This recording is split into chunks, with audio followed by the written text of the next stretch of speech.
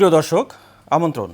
শুরু হচ্ছে সাপ্তাহিক নিরাপদ খাদ্য বিষয়ক অনুষ্ঠান নারিশ নিরাপদ খাদ্য ও সুস্থ জীবন, powered by Aggregate network limited. অনুষ্ঠানটির কো-স্পন্সর অ্যাভন অ্যানিমাল হেলথ। আজ প্রচারিত হচ্ছে ৭ম পর্ব। আজ আমাদের সাথে অতিথি হিসেবে আছেন রাহিমা সুলতানা রিতা, স্বনামধন্য ফুড কনসালটেন্ট এবং বিশিষ্ট মিডিয়া ব্যক্তিত্ব, আমরা যাকে রিতা আপা নামে চিনি। আমাদের সাথে আরও আছেন ডক্টর ওয়াসিফ এম আলম, বিশিষ্ট পাবলিক হেলথ স্পেশালিস্ট। আপনাদের দুজনকেই আমাদের অনুষ্ঠানে স্বাগত জানাচ্ছি। ধন্যবাদ। অনুষ্ঠানের শুরুতেই বা আলোচনার শুরুতেই আমরা ছোট্ট একটি ভিডিও ক্লিপ দেখব। চলুন দেখে আসি। নিরাপদ খাদ্য ও সুস্থ জীবন অনুষ্ঠানে আপনাদের সবাইকে স্বাগত জানাচ্ছি। দর্শক, আপনারা ইতিমধ্যে জেনে গেছেন আজ আমাদের অনুষ্ঠানের ৭ম পর্ব। আজকের পর্বের বিষয় খাদ্য নিরাপত্তায় একজন সচেতন গৃহিণীর করণীয়। দর্শক, পরিবারের খাদ্য নিরাপত্তায় একজন সচেতন গৃহিণীর ভূমিকা অপরিসীম। কিন্তু গৃহিণীরা কী ভাবছেন, চলুন তা জেনে নেওয়া যাক। যদি মুরগিও নেই, সেটা ফ্রেশটা নেওয়ার চেষ্টা করি, নিজে দেখে নিই। সবজির ক্ষেত্রে সবজির রঙটা ঠিক আছে কিনা এবং সবজিটা টাটকা কিনা এটা বুঝে, যতটুকু আমার বুদ্ধিতে কুলায় বুঝে নিয়ে সেই জিনিসটা নেওয়ার চেষ্টা করি।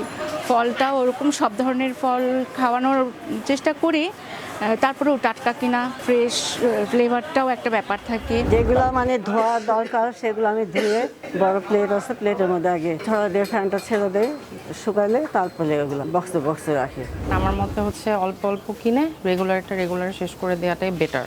আর শুকনো মরিচ একদম ইউজ খুবই কম করলে ভালো, তেলটা খুবই কম করলে ভালো। মাংস হচ্ছে জাস্ট ধুয়ে ওটাকে আমি পানি ঝরায় দেন হচ্ছে আপনার প্রসেস করে তারপরে রাখি। মানে মাছ যেটাই নিব ওটা ধুবো, একটা ধোয়া দিয়ে দেন হচ্ছে ওটা একটু পানি ঝরতে দিই, তখন শুকায় এসে দেন হচ্ছে পলিব্যাগ করে ওটাকে রেখে দিই। নর্মালি হচ্ছে খাবারটা যেটা থেকে যায় ওইটা আমরা ফ্রিজে রেখে দিই, পরবর্তীতে যখন আবার খাওয়া হয় এটা বের করে তারপরে গরম করে খাওয়া হয়। অনেক সময় দেখা যায় যে খাবারের মান ঠিক থাকে না, কিন্তু এখন অপচয় হবে বা সময়ের অভাবে রেঁধে ফেলেছি, তো এই ক্ষেত্রে দেখা যায় আমাদের আবার ওটা গরম করে খেতে হয়। ঘরের খাবারটা যদি তারা সুন্দরভাবে একটা গৃহিণী পরিবেশন করে, একটু আকর্ষণীয় করে, তাহলে বাচ্চারা আস্তে আস্তে ঘরের খাবারের দিকেই আগ্রহ প্রকাশ করবে এবং বাইরের খাবারের দিকে তাদের মনোযোগ আস্তে আস্তে কমে যাবে যদি বাইরের খাবারের যে স্বাদটা ওটাই আমরা ঘরে দিতে পারি। আর সেটা যদি আমরা একটু মনোযোগ সহকারে করি তাহলে কিন্তু সেটা ঘরে করাই সম্ভব। অবশ্যই একটা গৃহিণীকে খেয়াল রাখতে হবে যে সে ফ্রেশ মাছটা বা ফ্রেশ মাংসটা নিয়েছে কিনা, ফ্রেশ মুরগিটা নিয়েছে কিনা, মানে কোয়ালিটিফুল জিনিসটা প্রথমে পারচেজ করেছে কিনা। সেকেন্ড অফ হলো এখান থেকে নেয়ার পর থেকে শুরু করে তার এন্ডে যাওয়ার পর এটা কত দ্রুত সে রান্নার জন্য উপযোগী করতেছে। থার্ড থিংস হলো রান্নার পরে এটা সঠিক তাপমাত্রায় সে প্রিজার্ভ করতেছে কিনা। যদি একজন গৃহিণী মনে করে যে না এর থেকে বেশি সময় আমার রাখা জরুরি, তাহলে অবশ্যই এটা নর্মাল হওয়ার পর এটাকে ফ্রিজে রাখতে হবে। আমি মনে করি এই ছোটোখাটো বিষয়গুলো যদি একজন গৃহিণী মেনটেন করে তাহলে সে হেলদি লাইফ লিড করতে পারবে ইনশাআল্লাহ। প্রিয় দর্শক, খাদ্য নিরাপত্তায় একজন সচেতন গৃহিণীর করণীয় কী তা আমরা জেনে নিলাম। প্রিন্স বাজার মোহাম্মদপুর থেকে মোহাম্মদ শফিকুল ইসলাম, নিরাপদ খাদ্য ও সুস্থ জীবন, এশিয়ান টিভি, ঢাকা। ওকে, আমরা একটা ছোট ভিডিও ক্লিপ দেখলাম যে কিছু ক্রেতা বা গৃহিণী বাজার করছেন। তো বাজার করা অবস্থায় উনি আসলে কিভাবে বুঝতে পারবেন যে এই খাবারটা নিরাপদ কি অনিরাপদ? ডক্টর ওয়াসিফ, উনি যেটা বললেন খুব মূল্যবান কথা, যে আমরা যখন বাজার করব আমরা যদি জানি একটা লেবুর কী বলে শুকতে কিরম লাগে, একটা আম কিরম কী রঙে হওয়া উচিত, আর যদি আমরা দেখি যে হ্যাঁ খুব শাইন করছে, খুব ঝকঝক করছে, আর শুকতে মনে হয় যে ঠিক আমের তো পেলাম না গ্রান, লেবুর মতন পেলাম না, তাহলে একটু সাবধান। তার মানে এর মধ্যে কেমিক্যাল অ্যাড করা হয়েছে, কোনো জিনিস দিয়ে এটাকে শাইন করা হয়েছে, যেটা আমাদের জন্য খুবই হার্মফুল হতে পারে। আর একটা জিনিস, আমরা যদি কাঁচা বাজার ছাড়া এমনি যদি মার্কেটেও যাই, তো আমাদেরকে সবসময় উচিত আমরা লেবেলটা পড়ে এর এক্সপায়ারি ডেট কবে। অনেক সময় যে আমরা 100% বিশ্বাস করতে পারি না, ওরা রেখে দিতে পারে, তো এক্সপায়ারি ডেট নিয়েই আমাদের কেনা উচিত। আর তার মধ্যে পরে আমি যদি সুযোগ পাই বলবো যে ওর ইনগ্রিডিয়েন্টস দেখাটা কত জরুরি, একটা ফুডের ইনগ্রিডিয়েন্টস। পরে আমি বলবো কেন, মানে মধ্যে কতটুকু সল্ট আছে, কতটুকু কার্বোহাইড্রেট আছে, কতটুকু এই আছে, এগুলো নিয়ে পড়াই। আচ্ছা, আমরা যদি মাছের কথা চিন্তা করি, স্পেসিফিক্যালি মাছ আমরা কিভাবে চিনবো যে মাছটা নিরাপদ কি অনিরাপদ? কেনার সময়? মাছটা তো শুকলেই প্রথম তো সবাই শুকে মাছটা রাইট, খুলে ওটা শুকে, তা দোকানদার সবসময় বলবে একদম এখনই আসছে, এখনই আনলাম, এখনই আপনার সামনে। কিন্তু আমরা বলবো না ওটা দিয়ে দাও, ওটা দিয়ে দাও, আমরা আবার দেখি একটু আচ্ছা। কাছে থেকে এসে দেখলাম মাছের ফুলকা, তারপরে মাছের জীবিত আছে কিনা, জি, বা জি, জি। তার আমাদের লেয়ার আছে কিনা, আমাদের এরকম- চিন্তা হচ্ছে আমাদের কেমিক্যালস অ্যাডেড আছে কিনা, রাইট। ওটাই মেন চিন্তা। Thank you. আমি আসছি আপনার কাছে। রাহিমা সুলতানা, রীতা আপা, আপনার জন্য আমাদের জানতে চাই, অনেক কিছু জানার আছে আসলে, আপনি এই বিষয়ে অনেক অভিজ্ঞ। একজন গৃহিণী নিরাপদতার বিচারে বা নিরাপদতার বিষয়টা মাথায় রেখে রান্না করা বা রান্না পরিবেশন করা বা সংরক্ষণ করা, এই সময় তার কি কি অভ্যাস গড়ে তোলা উচিত? ধন্যবাদ, খুবই ইম্পর্টেন্ট একটা প্রশ্ন। অ্যাকচুয়ালি একজনের গৃহিণীর ওপরেই কিন্তু তার পরিবারের স্বাস্থ্য নির্ভর করছে। একটা কথা আছে, পেট ভালো যার সব ভালো তার। রাইট।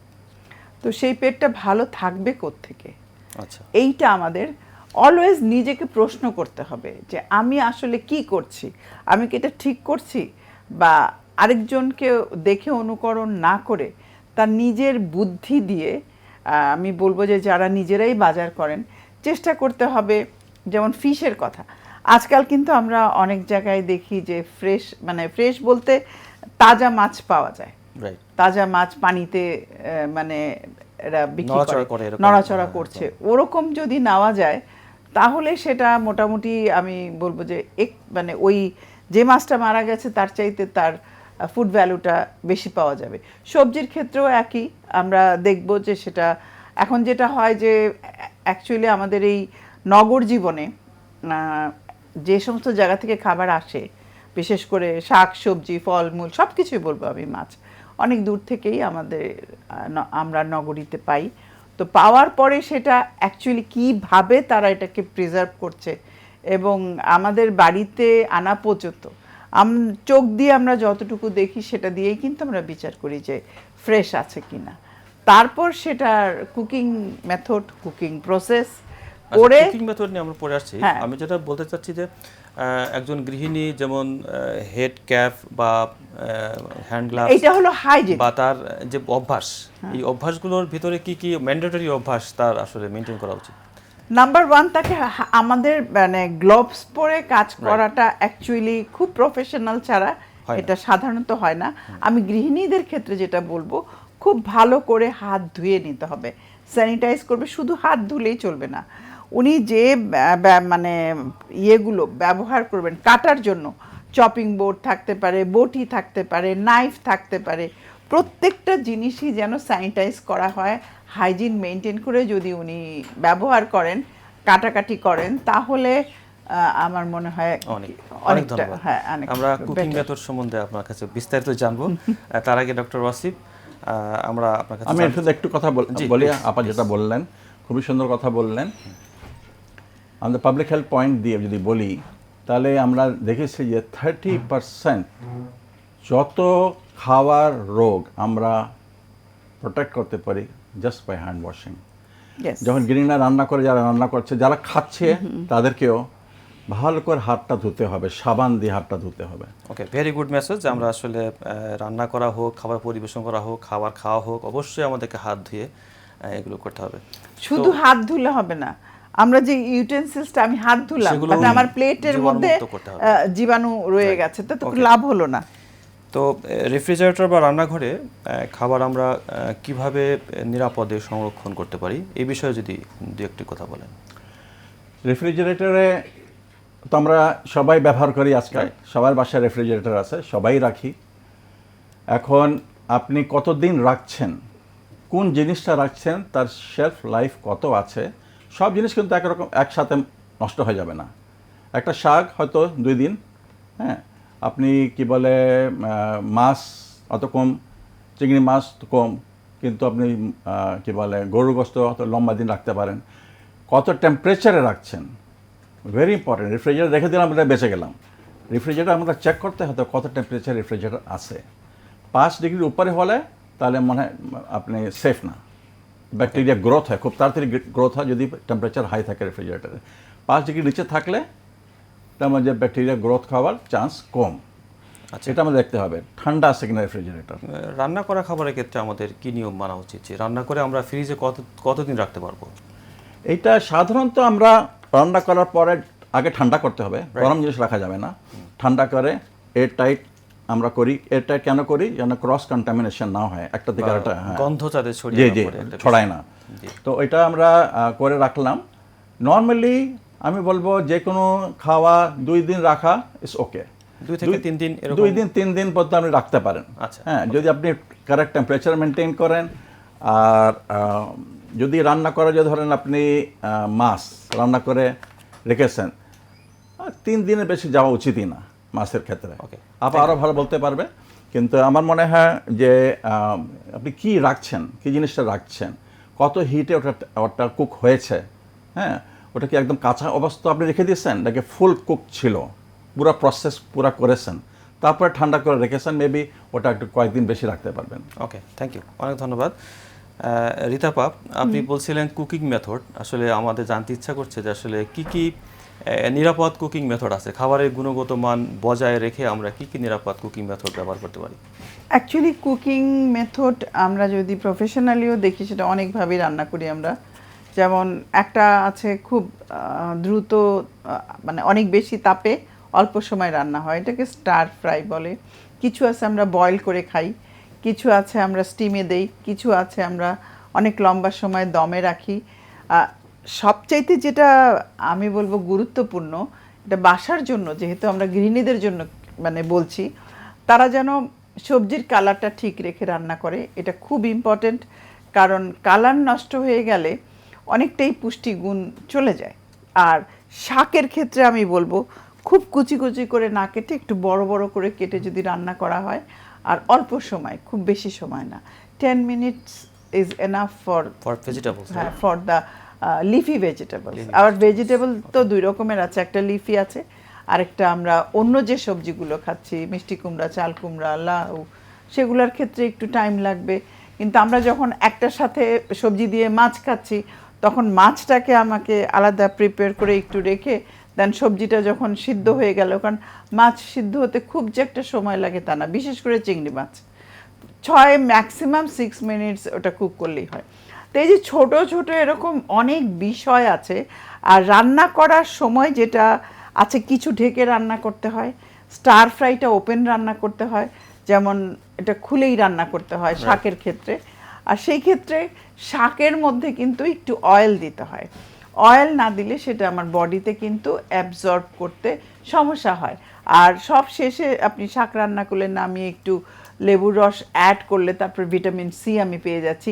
তো এই যে আমাদের বডিতে প্রতিদিন যে নিউট্রিশনগুলো দরকার, সেগুলো কিন্তু আমার ডেইলির খাবার থেকে আসে।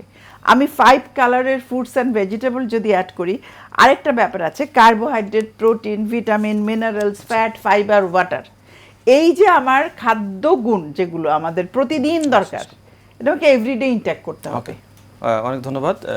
প্রিয় দর্শক, নিচ্ছি ছোট্ট একটি বিজ্ঞাপন বিরতি, আমাদের সাথে থাকুন।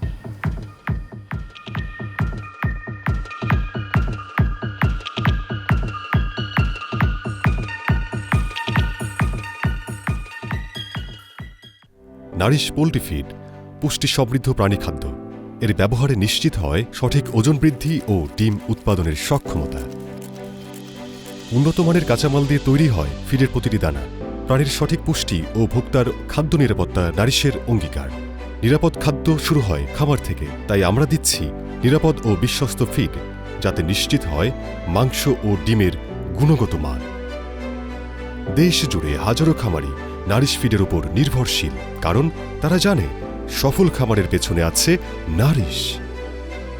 নারিশ, পুষ্টির প্রতিশ্রুতি, নিরাপত্তার আস্থা। 60 না 60 বেচলে আমার খরচ উঠবে না। তাই যা বাড়িতে নিয়ে বসা। ও রমজান আলী, আদা কি বাড়িতে বসাইছো? আমি তো সকাল সকাল আদা রাজধানীতে পাঠাই দিছি, ঘরে বসেই বিক্রি করি। কেমনে কি? এগ্রিগেট অ্যাপ দিয়া অ্যাকাউন্ট খোলা যত সহজ, চালানো ঠিক ততটাই সহজ। বাজারের বিক্রি থেকে শুরু করে ক্ষেতের যে কোনো সমস্যায় পাই আমি ফ্রি কাউন্সিলিং। কই যাও 70টা দিমানে রাখ।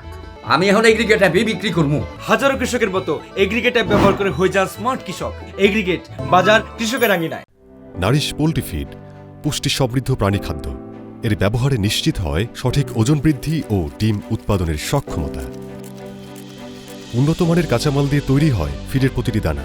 প্রাণীর সঠিক পুষ্টি ও ভোক্তার খাদ্য নিরাপত্তা নারিশের অঙ্গীকার। নিরাপদ খাদ্য শুরু হয় খামার থেকে, তাই আমরা দিচ্ছি নিরাপদ ও বিশ্বস্ত ফিড, যাতে নিশ্চিত হয় মাংস ও ডিমের গুণগত মান। দেশ জুড়ে হাজারো খামারি নারিশ ফিডের উপর নির্ভরশীল, কারণ তারা জানে সফল খামারের পেছনে আছে নারিশ। নারিশ, পুষ্টির প্রতিশ্রুতি, নিরাপত্তার আস্থা।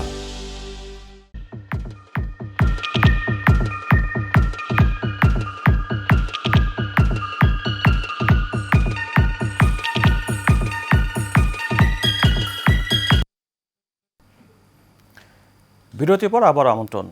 প্রিয় দর্শক, আপনারা দেখছেন সাপ্তাহিক নিরাপদ খাদ্য বিষয়ক অনুষ্ঠান নারিশ নিরাপদ খাদ্য ও সুস্থ জীবন, powered by Aggregate network limited.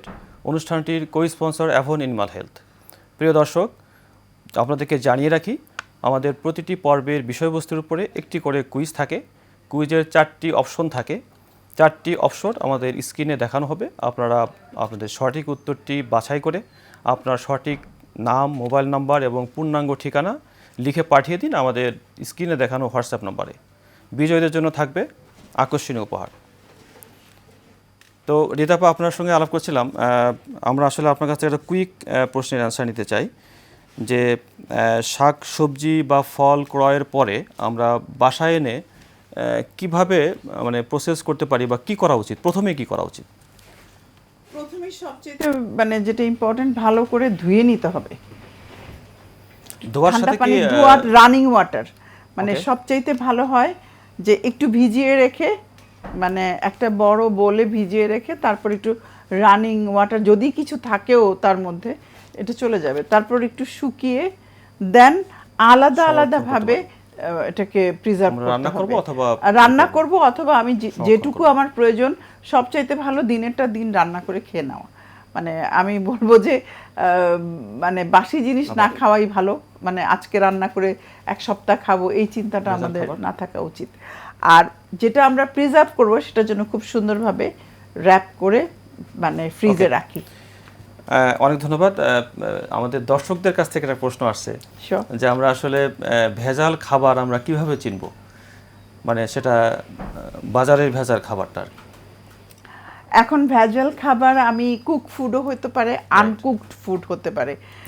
সবচাইতে বড় জিনিস এখন আমাদের বর্তমানে যেটা ফুড ট্রেন্ড চলে আসছে, ভাইয়াও এটা ভালো বলতে পারবেন, যেটা হয় যে আমরা পেটের চোখের ভালো লাগা আর পেটের ক্ষুধা মিটাই।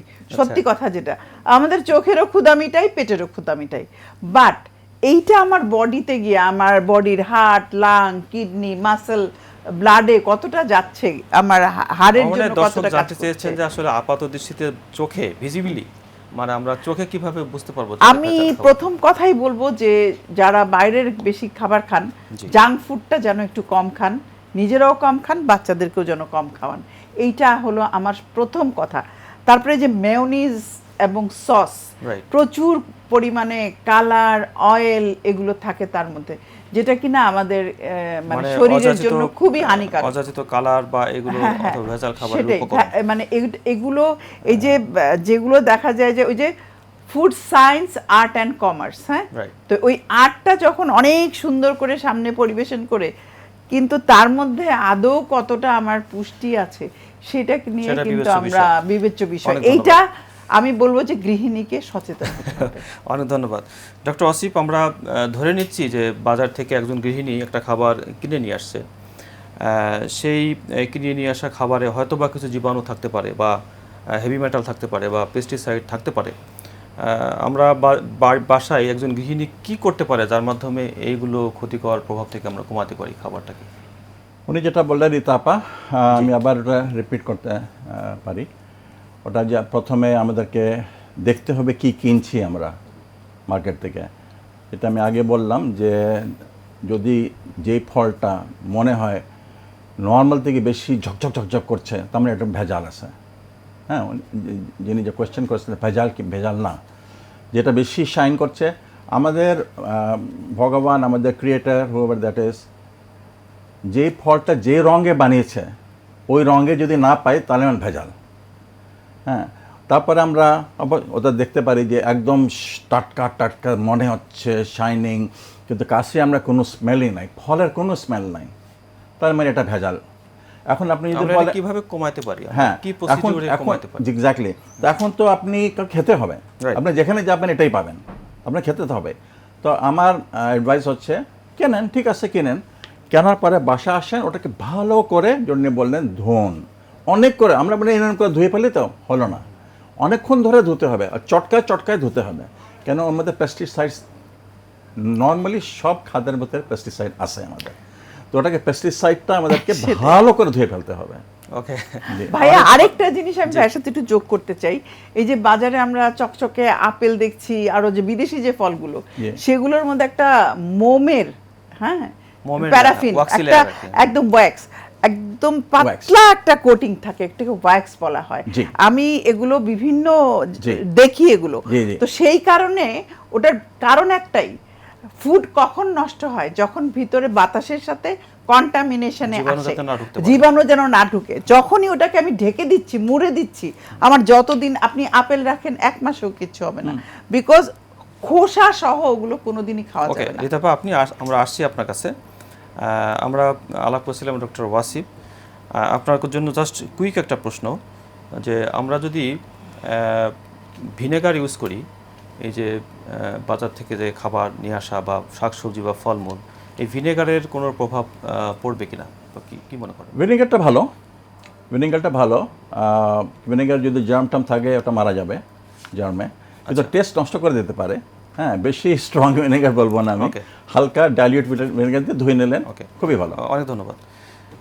রিতাপা, আপনার জন্য যেটা জানতে চাও, আসলে আপনি অনেক কিছু জানার আছে আপনার কাছে, যে আসলে আমরা যদি খাবারে বেশি মশলা দিই, মশলা দিয়ে আমরা যে বাংলাদেশে যেভাবে খাই, এই মশলা যদি আমরা দিয়ে রান্না করি, তাহলে খাবারের গুণগত মান বা সেফটি বা পুষ্টির গুণগত মানের দিক থেকে কোনো হ্যাম্পার হয় কিনা? একটা জিনিস খুব ইম্পর্টেন্ট, হ্যাঁ, পরিমিতি বোধ। আমার যাই রান্না করি না কেন, আমার যতটুকু প্রয়োজন আমি ঠিক ততটুকুই দিব, প্রয়োজনের অতিরিক্ত কোনো কিছুই ভালো না। আমরা যদি অতিরিক্ত মশলা দিয়ে কুক করি, সেই খাবারটা কিন্তু আমাদের মানে বিশেষ করে পেটের জন্য ভালো না। আমাদের গার্ড সবচাইতে বড় জিনিস, যে আমি কি খাচ্ছি, এই খাবারটা আদৌ কি আমাকে স্যুট করছে। দেখা যায় যে আমি অতিরিক্ত শুকনো মরিচ বা আরও অনেক জিনিস দিয়ে রান্না করলাম, যেটা কিনা আমার শরীরে গ্যাস্ট্রিক বাড়িয়ে দিল, আরও নানান সমস্যা হতে পারে, কিডনির প্রবলেম হতে পারে। কিন্তু আমরা তো জানি যে মশলা জাতীয় খাবারে অ্যান্টিমাইক্রোবিয়াল প্রপার্টিজ আছে, তাহলে কিভাবে দেখবেন? আমি এখানে একটা কথা বলবো, অবশ্যই মশলার গুণগুণ আছে। হলুদ, মরিচ, ধনে, জিরা, হলুদ অ্যান্টিসেপটিক, মরিচের মধ্যে আমরা ক্যারোটিন পাচ্ছি। এখন কথা হলো আমি কতটুকু, একটা কথা মনে রাখবেন, পরিমিতি বোধ খুব ইম্পর্টেন্ট। আমরা যদি অতিরিক্ত জিনিস, ভালো জিনিসও অতিরিক্ত, সেটা বিষ হয়ে যায়। আবার আপনি যদি পরিমিত আকারে ব্যবহার করেন, সেটা আপনার শরীরে নিউট্রিশন দিবে। অনেক ধন্যবাদ। আমি এটার উপরে একটু কথা বলতে চাই, প্লিজ। উনি যেটা বললেন, হ্যাঁ খুবই দরকার যে মাইক্রোনিউট্রিয়েন্টস দরকার, কত, তার মধ্যে একটা জিনিস আমরা সবসময় ভুলে যাই, যে খাওয়ার ভিতরে কতটুক লবণ আছে। লবণ কিন্তু সাংঘাতিক, আমি বলবো সব থেকে ডেঞ্জারাস জিনিস। আমাদের লবণ খেতে হবে, এটা এসেনশিয়াল নিউট্রিয়েন্ট, আমাদের খেতেই হবে লবণ, কিন্তু কতটুক, 1 চা চামচ থেকে বেশি লবণ একদিনে খাওয়া যাবে না, এর অনেক অনেক অনেক ক্ষতি আছে। এখন WHO বলছে যে সব থেকে কস্ট এফেক্টিভ কোনো পাবলিক হেলথ ইন্টারভেনশন থাকে, তাহলে লবণটা কমাও। তাহলে 4-5 গ্রাম লবণ আমরা খেতে পারি। জি, ওকে, অনেক ধন্যবাদ। সুগারও সেমনি। আপনার জন্য আমাদের শেষ প্রশ্ন, শিশু এবং বয়স্ক তাদের জন্য আসলে নিরাপদতা নিশ্চিত করতে, খাবারের নিরাপদতা নিশ্চিত করতে একজন গৃহিণী কি পদক্ষেপ নিতে পারে? আবার রিপিট করবেন। মানে আমাদের শিশু এবং বৃদ্ধ যারা, তাদের জন্য তো স্পেশাল খাবার দরকার। জি জি জি জি। তাদের খাবারের যে নিরাপদতা বা ফুড সেফটি নিশ্চিত করার জন্য গৃহিণীর আসলে কর্তব্য বা দায়িত্ব কি? অবশ্যই, কারণ এর দুইটাই খুব ভালনারেবল মানুষ, দুজনেরই ইমিউনিটি কম থাকে, এরা চট করে এদের পেট খারাপ হয়ে যাবে, চট করে এদের এফেক্টটা আসে। তো এদের জন্য আমাদের এক্সট্রা কেয়ার রাখতে হবে, যতটুকু পারি ফ্রেশ ফুড খাওয়াই, প্রসেস ফুড চলবে না, কারণ প্রসেস ফুডে সল্ট থাকে আর অন্য অন্য জিনিস থাকে যেটা প্রিজারভেশন হিসাবে ইউজ করে, সবই হার্মফুল। এদেরকে যদি আমরা ফ্রেশ ফুড খাওয়াতে পারি, ফ্রেশলি কুকড ফ্রেশ ফুড রান্না করব, খাওয়াই দেবো, 1-2 দিনের মধ্যে ওটা শেষ করে ফেলতে হবে। এটা যদি আমরা করতে পারি, লো সল্ট খাওয়া, ওকে, ফ্রেশ ফুড। অনেক ধন্যবাদ। রিতাপা, আপনার জন্য জাস্ট কুইক প্রশ্ন জানতে ইচ্ছা করছে যে আসলে আমাদের ফুড সেফটি বা নিরাপত্তা নিশ্চিত করার জন্য মিডিয়া আসলে কিভাবে ভূমিকা রাখতে পারে, যদি 10 সেকেন্ডে বলেন। এই যে আজকে আমরা আলোচনাটা করলাম, জি। আজকের আলোচনাটা আমি সত্যি মানে খুবই অভিভূত যে এই ধরনের একটা নিরাপদ খাদ্য নিয়ে একটা টক শো হচ্ছে, মানুষ জানতে পারছে। আসলে নলেজ, আমরা যত নলেজ ডেভেলপ করব এই বিষয়ে, মানুষ যত জানবে তত উপকৃত হবে। মিডিয়ার কাজ হলো এটাই। আমি ওকে, অনেক ধন্যবাদ। আমাদের দর্শকদের জন্য আপনার শেষ মেসেজ যদি থাকে, জাস্ট 5 থেকে 10 সেকেন্ডের মধ্যে। আমি একটা কথা বলবো যে একটা পরিবারে বিভিন্ন বয়সের থাকে সদস্য, একটা অল্প বয়সী বাচ্চা থাকে, একটা মিড থাকে, আর বয়স্ক থাকে। তো প্রত্যেকের খাবারটা যেন একটু আলাদা হয়, কারণ একজনের জন্য যা দরকার তার নিউট্রিশন, 8 বছরের যা দরকার 80 বছরের তার দরকার না। ডক্টর আসিফ, আপনার যদি কোনো কিছু বলার থাকে, জাস্ট 10 সেকেন্ডস। ওইটা মেবি এটা ওর বাইরে আমরা যে খুব বেশি ইম্পর্টেন্স দিই মানুষের ওয়েট নিয়ে, ওবিসিটি, ওয়েট এত খাচ্ছে, মোটা হয়ে যাচ্ছে, তার থেকে আমার মনে হয় বেশি আমাদের উচিত যে মানুষরা যে খাচ্ছে ও অ্যাক্টিভিটি কেরম, ও কি অ্যাক্টিভ, ও কি ফিজিক্যাল অ্যাক্টিভিটি করে। হ্যাঁ, আমরা যে তাকে লেবেল করে দিলাম সে ওবিস, এটাতে কিন্তু আমাদের কিন্তু আজকাল ওয়েস্টার্ন ওয়ার্ল্ডে বলছে এটা করা উচিত না। অনেক ধন্যবাদ। আমরা আমাদের অনুষ্ঠানের একদম শেষ পর্যায়ে চলে এসেছি। আপনাদের দুজনকে অসংখ্য ধন্যবাদ। প্রিয় দর্শক, গুজব, ভুল ধারণা বা আংশিক ধারণা নয়, সমাজের বাস্তব চিত্র এবং বিজ্ঞানভিত্তিক তথ্যের মাধ্যমে আমরা দেশের মানুষকে নিরাপদ খাদ্য সম্পর্কে সচেতন করতে চাই। এটি মূলত আমাদের মুখ্য উদ্দেশ্য। আশা করি আপনারা আমাদের সাথে থাকবেন। দেখা হবে পরবর্তী সপ্তাহের শনিবার 4টা 25 মিনিটে নতুন পর্বে। ততক্ষণ ভালো থাকুন, সুস্থ থাকুন। আল্লাহ হাফেজ।